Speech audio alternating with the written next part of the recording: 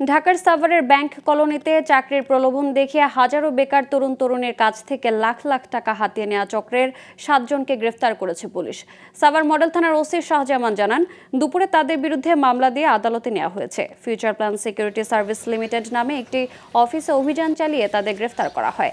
এ সময় প্রতারণার বিভিন্ন কাগজপত্র জব্দ করা হয়েছে। চক্রটি অনেকদিন ধরে বিভিন্ন নামে কোম্পানি খুলে চাকরি দেওয়ার নামে অর্থ হাতিয়ে নিয়ে সাধারণ মানুষকে সর্বশান্ত করে আসছে বলে জানান ওসি।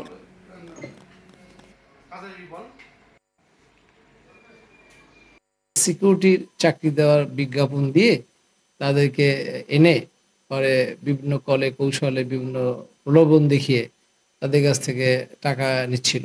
কালকে আমরা অভিযান চালিয়েছি এবং এই ঘটনার সাথে আমরা মানে যখন অভিযান করি তখন তদন্ত করে তাদের এই অভিযোগের সত্যতা পাই এবং এ সংক্রান্তে আমরা 7 জনকে অ্যারেস্ট করেছি।